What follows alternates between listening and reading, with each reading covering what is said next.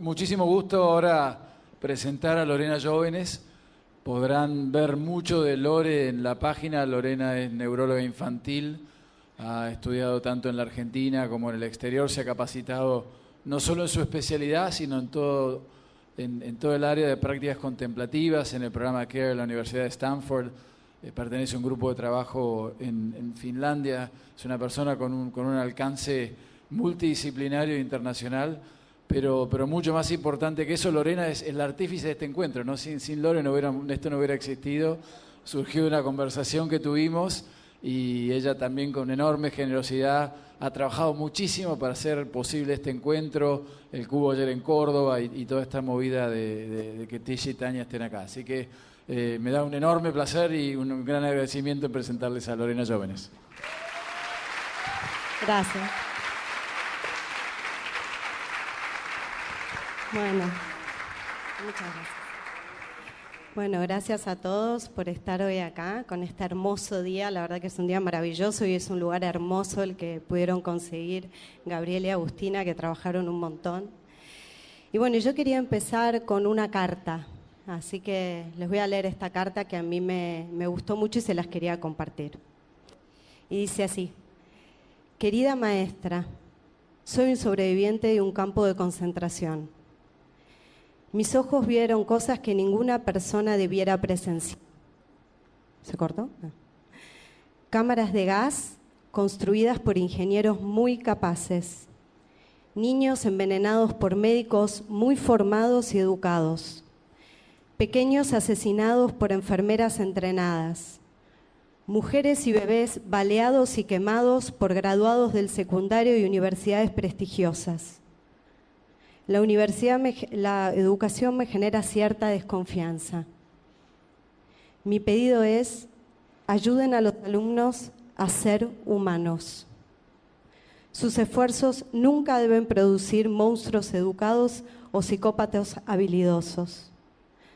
Aprender a leer, escribir y matemática es importante, solo si esto está al servicio de hacer a los niños más humanos. Esta es una carta que escribió Haim Ginott en 1965.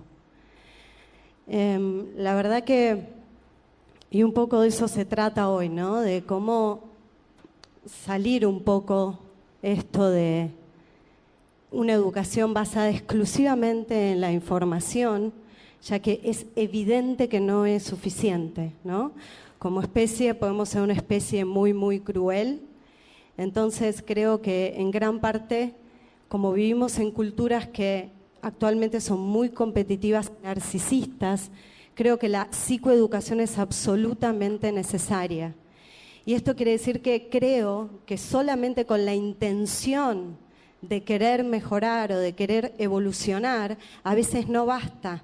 Necesitamos sabiduría, necesitamos conocernos, necesitamos conocer cómo funciona nuestro cerebro, cómo funciona nuestra mente.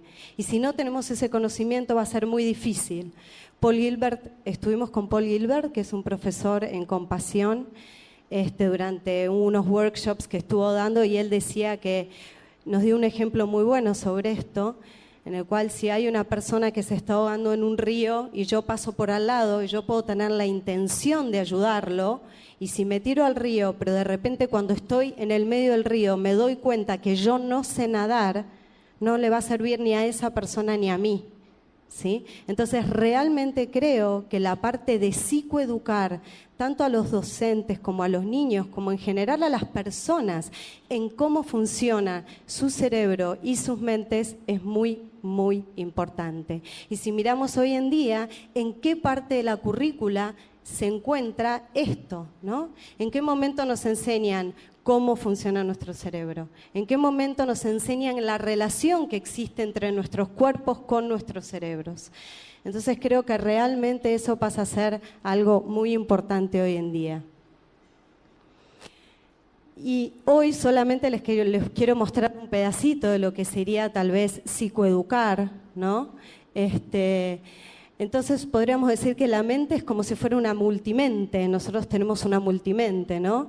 Y cuál decidamos cultivar va a ser lo importante, porque si vemos a lo largo de la humanidad, somos capaces de generarnos mucha ansiedad, autocrítica, rumiación, depresión, avaricia, ira, tribalismo, ¿no?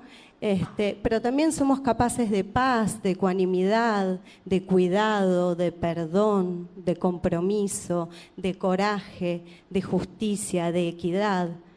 Y lo importante y muy sobresaliente de todo esto es esto que está acá, ¿no? Esto que dice que todo es altamente dependiente del contexto. Y nosotros somos contexto como adultos. ¿Sí? Los medios de comunicación son contexto. Lo que miramos en la tele, lo que consumimos con las personas, las familias, los maestros, todos somos partes del contexto, con lo cual nosotros somos potencialidad, como vemos ahí en el medio. Si bien estamos condicionados por la genética, traemos un montón de información, pero luego somos potencialidad. Los contextos se van a encargar de que nosotros podamos ir para un lado o para el otro. Es decir, este párrafo lo sintetiza muy bien, que dice, eres un universo, una colección de mundos dentro de otros mundos. Tu cerebro es el dispositivo más complicado y amoroso que existe. A través de sus acciones, eres capaz de generar música, arte, ciencia y guerra. Tu potencial para amar y para ser compasivo coexiste con tu potencial para la agresión y el odio. Y creo que tenemos que empezar a conectarnos con este lado oscuro de la humanidad. No solamente que todo es amorosidad, amabilidad, sino que la compasión de la que mencionó Tish también es para nuestro lado oscuro. Es para tratar de ver cómo hacemos para incluir este lado oscuro y trascenderlo a la vez. Entonces, si nos miramos a nosotros mismos, en realidad somos como una posible versión de nosotros mismos, ¿no? Porque, digamos, traemos un montón de información genética de nuestras familias, ¿no? Que eso es el temperamento, pero a lo largo de la vida nosotros como humanos vamos teniendo un montón de experiencias que hacen a nuestro carácter, ¿sí? Y esas experiencias también nos condicionan como individuos. Entonces somos una posible versión. Es decir, esta soy yo, Lorena, que creció con determinada familia, fue a determinado colegio, pero si esta misma persona a los 2 años alguien me hubiera raptado y me hubiera llevado a vivir con una familia de narcotraficantes, probablemente sería otra versión, ¿verdad? Y esa versión probablemente no le gustaría nada esta versión. Y esta versión mira a la otra versión y dice, ¿y esa quién es? ¿Sí? Entonces es muy importante tener esto en cuenta, que somos una posible versión y que también podemos cambiar. Entonces, si nos podemos saber un poco, empezando así con un poco de la psicoeducación, solo una pequeña muestra porque no tenemos mucho tiempo, y hacemos un análisis funcional evolutivo, la mente que no se conoce a sí misma es una mente muy peligrosa, como vimos a lo largo de la historia con la carta ya que les introduje al principio. Somos una especie evolucionada y esto quiere decir que no tenemos un cerebro 2019, ¿sí? Tenemos un cerebro que tiene guardadas un montón de estrategias que nos ayudaron a sobrevivir.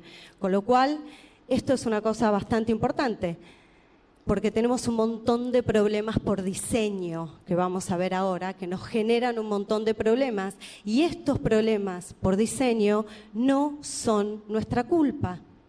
Y eso es muy importante también. Son nuestra responsabilidad cuando empezamos a entender cómo funcionan, pero no son nuestra culpa. El objetivo de nuestro cerebro es sobrevivir, ¿sí? O sea, no es hacernos felices. Entonces, muchas veces las cosas que hagamos van a estar en línea con la supervivencia y otras veces las cosas que hacemos no nos van a hacer felices, pero sí van a estar en línea con la supervivencia. Y estos conceptos que aparecen, ¿no? Hace unos años ya sobre neuroplasticidad y epigenética son sumamente importantes. No sé si están familiarizados sobre qué es la neuroplasticidad, pero neuroplasticidad es la capacidad que tiene de cerebro de cambiar frente a la experiencia, ¿sí?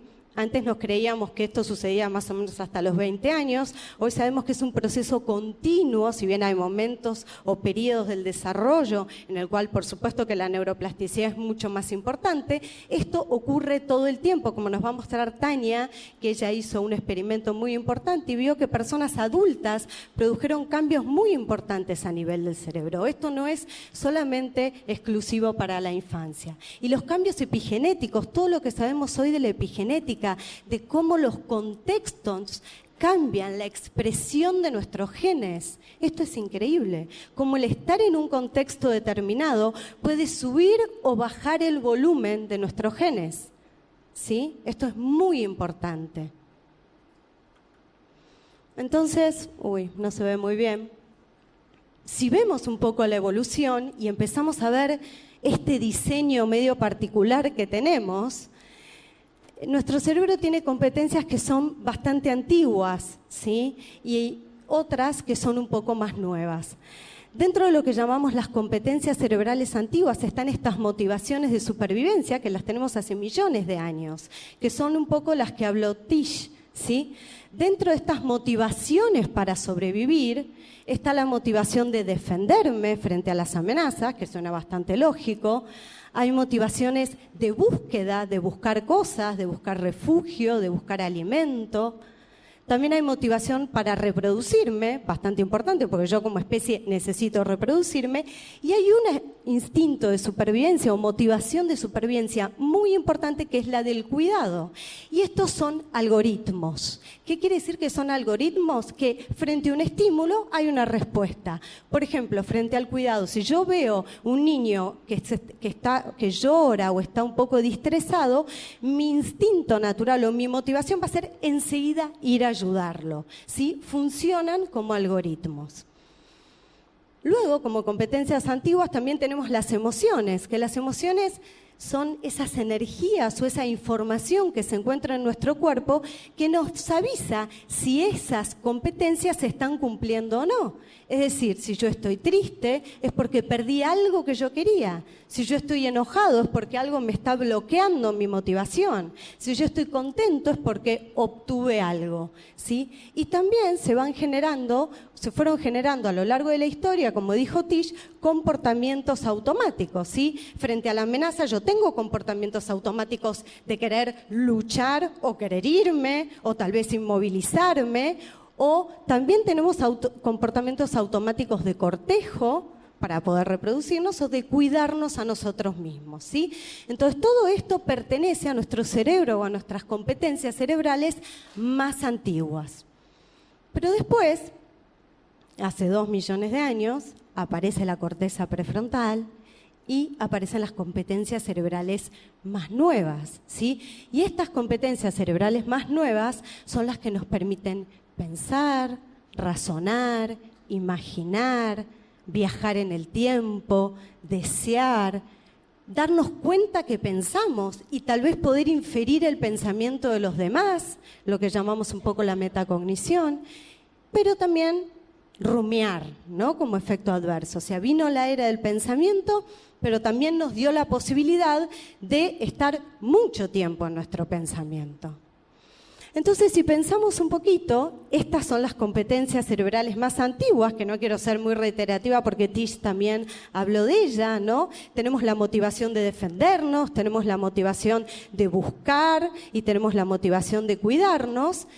Y lo interesante de estas como motivaciones más antiguas es que estos son sistemas de aprendizaje, ¿sí? Y cuando digo sistemas de aprendizaje es que se pueden cambiar y que también los traemos. Es decir, si venimos de hogares en donde fuimos muy amenazados o venimos de lugares donde nos sentimos muy amenazados, vamos a tener una motivación o vamos a manejarnos en un sistema como rojo más importante. Vamos a tender más al miedo, a la ira, a la vergüenza, ¿sí? Si en cambio venimos de hogares en donde la motivación era mucho esto, el rendimiento, el competir, el rango, el estatus, y bueno, vamos a estar más hacia la búsqueda de cosas y nuestro círculo azul va a ser muy grande. Y como decía Tish, la educación, si vemos hoy, está en gran parte basada en el rendimiento y en la amenaza. Pero no solamente la educación, si nosotros vemos en realidad las personas, ¿no? Porque si vamos caminando por la calle, ¿qué nos ofrece la televisión? ¿Qué mensajes culturales recibimos todo el tiempo si abrimos una revista, si prendemos la tele, ¿no? Entonces, todos esos mensajes, como nosotros tenemos neuroplasticidad, todos esos mensajes están permanentemente afectando estos sistemas motivacionales. Pero por suerte también tenemos este sistema, que es el sistema de cuidado. El sistema de cuidado es un sistema mamífero que aparece cuando pasamos de reptiles a mamíferos, ¿sí? Y este sistema lo que permite es cuidarnos entre nosotros mismos, cooperar, colaborar, darnos seguridad, darnos calma y calidez, ¿sí? Entonces, pensemos un poquito cuántas veces por día o cuántos mensajes culturales recibimos sobre cuidado, o los niños o nosotros mismos como adultos, ¿sí? Con lo cual esto es muy, muy importante tener en cuenta porque son todos importantes, pero lo importante es que estén balanceados, ¿sí? Esa es la importancia, es que tengamos presente de que todos esos no es que estén ni bien ni mal, sino es que están fuera de balance, ¿sí? Entonces, lo que sabemos hoy es que este sistema en particular, el de cuidado, ¿sí? Está muy relacionado con cambios fisiológicos que ocurren en el cuerpo. Lo que le quiero decir es que cada una de estas motivaciones generan un cuerpo diferente. Es decir, si yo me siento amenazado, probablemente libere mucha adrenalina y cortisol. ¿Y cómo va a estar mi cuerpo? Voy a tender a prestar atención solamente a la amenaza, voy a tender a tener pensamientos del tipo del blanco-negro, voy a estar contracturado, voy a estar reactivo, voy a estar muy alerta, como decía Tish. En cambio, si estoy todo el tiempo a la búsqueda de desafíos y quiero el rendimiento y mis papás me preguntan ¿y cómo me fue? ¿Y cuánto te sacaste? Y le preguntás al compañero ¿y cuánto te sacaste? ¿Y cómo te fue en la carrera? ¿Y cómo te fue en esto? ¿Y qué vas a estudiar? Si nos centramos mucho en eso, va a ser un estímulo muy hacia el sistema de recompensa que nos va a ir hacia la búsqueda de más y más. Porque esto no para, ¿no? Cuanto más le damos de comer, más quiere, ¿sí? En cambio, el sistema de cuidado, lo que sabemos, es que está muy relacionado con el sistema de calma. Increíblemente está relacionado con un nervio que se llama el vago, y el vago lo que promueve, fíjense qué es. Fíjense, mejoras a nivel cardiovascular, mejoras en la respuesta inflamatoria, que eso produce un montón de enfermedades, regula mejor la glucosa, hace que prestemos mejor atención, nuestra atención sea más flexible, hace que podamos regular mejor nuestras emociones, tener más habilidades sociales y resiliencia. A eso está asociado el tono vagal, es decir, el sistema que vimos de calma. Con lo cual, fíjense esta asociación. El mismo sistema que usamos para cuidarnos a nosotros mismos es el mismo sistema que nos da salud física y mental. ¿No es increíble? Genial. Estamos cableados para cuidarnos. Si nos cuidamos, nos estamos dando salud. Si nos cuidamos a nosotros mismos y cuidamos a los demás. Yo quiero activar el verde. Y como les mostró Tish, los colegios no generan mucho estos ambientes, ¿verdad? Hay más, pero no es por culpar a nadie, sino porque la sociedad entera está desbalanceada. ¿Sí? Entonces, fíjense, ahora vamos a ver cómo se relaciona, ¿no? Porque nosotros acá teníamos estas competencias de las que hablamos acá, antiguas, que son estas motivaciones, ¿sí? Motivaciones de supervivencia, pero cuando estas se les pone inteligencia, ¿sí? Porque cuando aparece hace 2 millones de años, la inteligencia, es decir, la capacidad de pensar, se empiezan a interactuar entre ellas. ¿Qué quiere decir que empiezan a interactuar entre ellas? Quiere decir que estas viejas competencias, las motivaciones o instinto de supervivencia, más el pensar o la inteligencia, me va a dar determinado comportamiento. Que ese comportamiento puede ser neutral, puede ser prosocial, puede ser antisocial. ¿Qué quiero decir con esto? Que yo lo que puedo hacer es con mi inteligencia, con mi pensamiento, apretar este botón y sentirme amenazado. ¿Sí? Puedo mantener una amenaza en mi cabeza, decir, este me dijo tal cosa, este me dijo tal otra, este me miró mal, ¿no? Mantengo el trigger de la amenaza, puedo apretar y con mi pensamiento puedo estar todo el tiempo diciendo, bueno, y ahora quiero hacer esto, y mira el otro, y cuánto se sacó, y quiero tener otra carrera, ¿sí? Y con mi inteligencia también puedo apretar el de cuidado. Es decir, yo puedo usar mi corteza prefrontal para activar mi sistema motivacional de cuidado. Entonces, esta relación es sumamente importante. La relación que se establece entre el pensar las nuevas competencias cerebrales y las viejas. Porque eso nos puede llevar para un lado o para el otro, ¿no? Es decir, yo puedo decir, bueno, la motivación de reproducción, por ejemplo, la puedo usar a fines, si yo la sobreestimulo, puede llegar hasta pornografía, ¿verdad?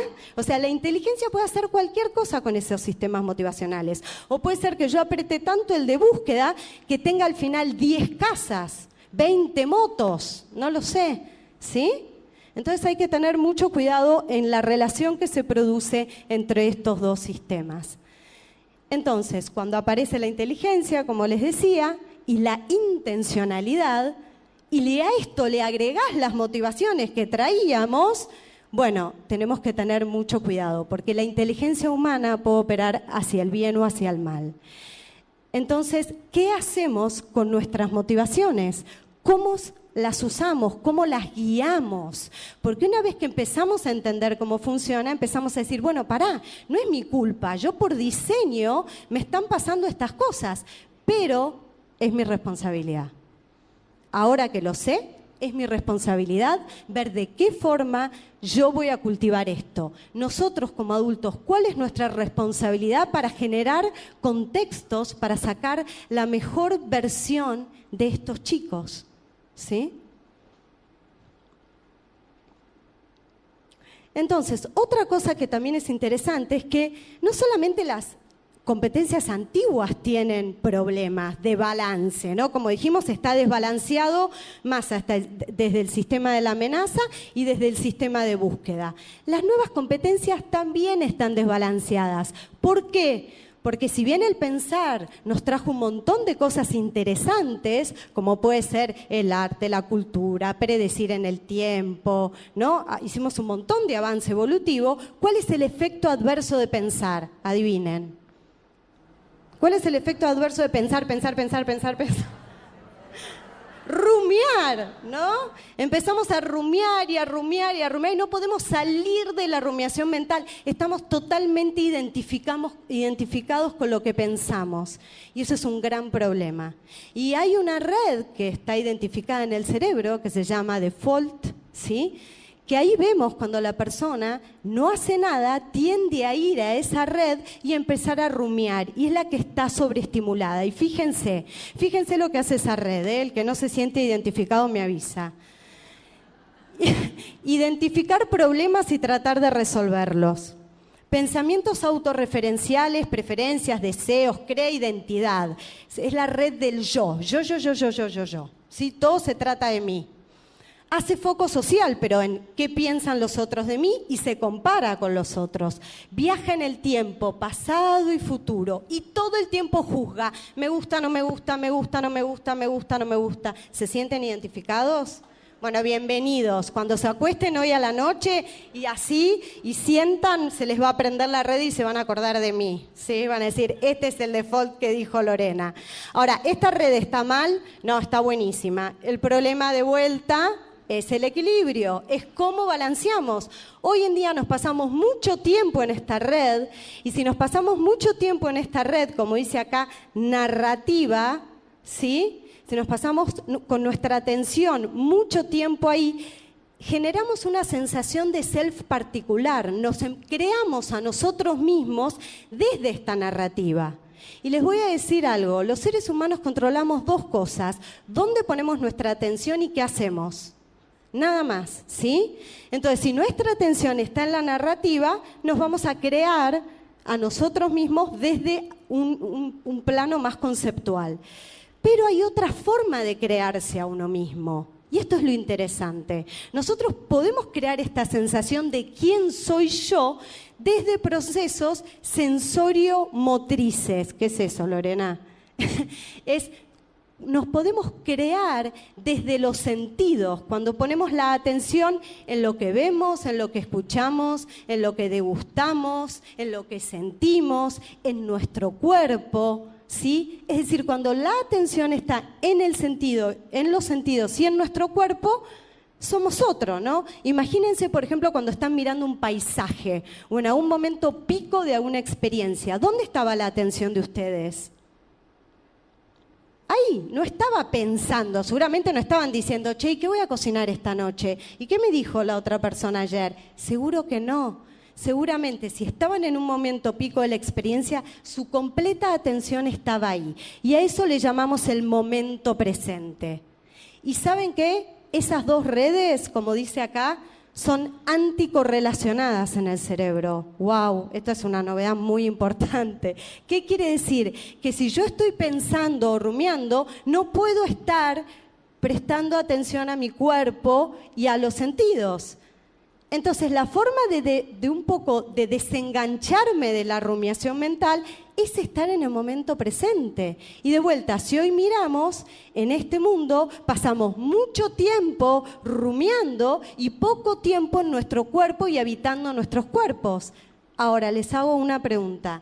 En los colegios, ¿cuánto tiempo pasan los chicos cultivando el movimiento, la conciencia corporal, los sentidos? ¿Cuánto tiempo? Poco. Y estos son sistemas neuroplásticos, con lo cual si esto no lo cultivamos, nos vamos a seguir creando desde la narrativa. Y fíjense con qué cualidades está asociada la narrativa. Está ligado a la ansiedad, depresión, narcisismo y conducta antisocial. ¿Les suena lo que vimos que tenemos sociedades narcisistas? Bien.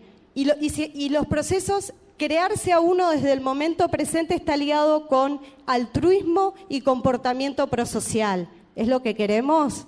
Sí. Queremos un balance, se trata del equilibrio. Meditar significa, para Kabat-Zinn, medir el equilibrio justo, entrenar nuestra mente para balancear y hacer un equilibrio.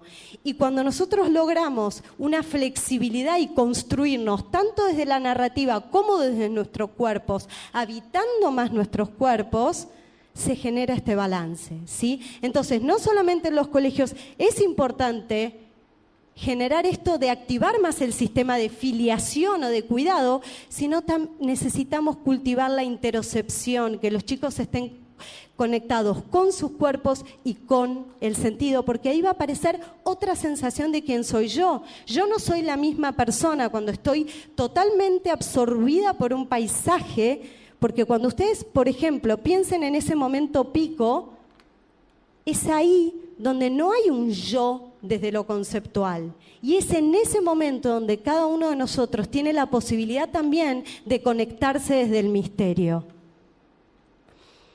Entonces, claramente, tenemos problemas de competencias cerebrales antiguas, ¿no? Que dijimos que tenemos poca activación del sistema de cuidado y sobreidentificación con el pensamiento.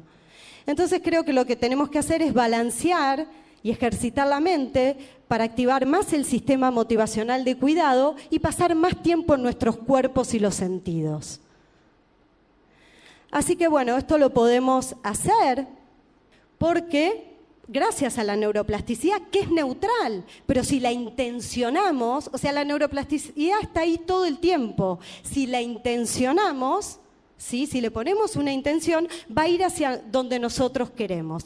Entonces, a mayor atención, cuanto más atención le prestamos a algo, hay repetición, hay consolidación, es decir, al principio generamos estados y luego transformamos rasgos en las personas, ¿sí? Así es el proceso. Atención, rasgo, estado y rasgo. Y ustedes, los maestros, cambian los cerebros de los niños, como cualquier vínculo sostenido en el tiempo. Entonces, nuestros desafíos desde Vivir Agradecidos era cómo crear las condiciones para sacar la mejor versión de estos chicos, ¿sí? Psicoeducar y cultivar estas habilidades prosociales como algo central en la educación. Entonces se nos ocurrió diseñar esto, que no tiene nada de nuevo, sino que realmente lo sacamos un montón de nuestros maestros, como pueden ser Tish, Tania y otras personas más. Entonces diseñamos esto que nosotros lo llamamos la flor y que creemos que son las cualidades que realmente necesitamos encarnar, porque de lo que se trata es de que el maestro pueda encarnar estas cualidades. Lo que queremos es enfocarnos en los docentes y que ellos sean, digamos, el cambio viviente para que todos los niños puedan observar y encarnar esto. Entonces, basados en lo que llamamos dignidad humana, ¿no? Creyendo esto de que cada uno es único, pero que también está además de ser único, tiene esa necesidad real de pertenencia al grupo, ¿no? Y confiando en que realmente no es que nosotros vamos a ponerle nada a nadie, sino que lo único que hacemos es simplemente facilitar o generar contextos para que emerja lo que naturalmente todos tenemos. Entonces, tenemos estos pétalos que construimos como si fuera una flor, ¿no? En donde creemos que es importante cultivar el propósito para que los docentes reconecten con el propósito. Es muy importante para nosotros cultivar la presencia, que tiene que ver con esto de entrenar la atención y entrenar esto de la interocepción, es decir, cómo nos relacionamos nosotros con nuestro cuerpo, la conciencia corporal. Es muy importante para nosotros entrenar la perspectiva. Cuando decimos perspectiva es entrenar esto de qué es lo que cuál es el contenido de mi mente, qué estoy pensando, y esta capacidad que tenemos los humanos también de inferir lo que están pensando los otros. Y esto es sumamente importante, porque necesitamos empezar a ponernos en el lugar de los demás, ¿no? ¿Cómo hacemos si no entendemos que el otro piensa diferente? Es como estamos hoy, ¿no? Según Ken Wilber, el 60 al 70% de la población es etnocéntrica. Etnocéntrica quiere decir que se siente identificado con su grupo, ¿sí? Y solamente con su grupo. Y todo el resto lo ve como un enemigo y como una amenaza. Y eso es un nivel de conciencia, 60-70%, es enorme. Necesitamos practicar la cualidad de la perspectiva, necesitamos entender que el otro piensa diferente. Todas estas cualidades se entrenan, se cultivan a través del mecanismo de neuroplasticidad.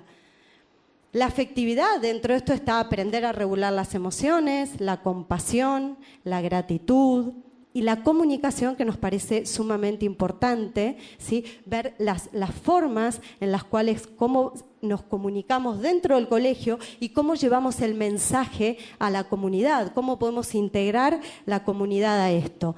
Entonces, básicamente, lo que nuestra idea con el programa Meta, que lo van a poder ver con Pato y con Joaquín a la tarde en un taller, es poder encarnar estas cualidades en los docentes para que el docente en cada oportunidad de aprendizaje aporte. No es que sea un enlatado, solamente un programa, sino que el maestro que está encarnado en estas cualidades utiliza cada momento o cada situación para poder aplicar esto. Y si ocurre esto, mejora la relación con el docente, el alumno docente. El docente implementa estas herramientas sin necesidad de que sea una clase en particular. Genera mucho mejor clima del aula, como decía Tish, y mejoran las habilidades socioemocionales, la autoconciencia y el desempeño académico de todos.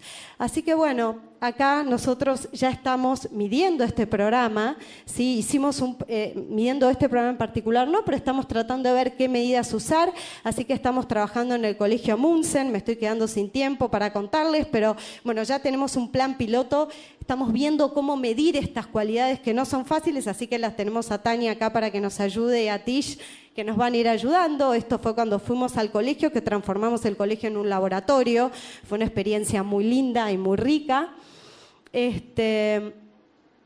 Amundsen. ¿Sí? Y así que bueno, les quería leer esta frase, si puede ser como última frase, que es la frase de Martin Luther King, que él dice: la función de la educación es enseñar a pensar intensamente, críticamente, pero aquella educación que se conforme con la eficiencia puede generar una gran amenaza para la sociedad. El criminal más peligroso puede estar dotado de una gran capacidad de razonamiento, pero sin moral. Debemos recordar que la inteligencia no es suficiente. Necesitamos inteligencia más carácter. Ese es el objetivo de una verdadera educación. Y este es un discurso que dio él en 1948. Así que gracias, perdón por el tiempo.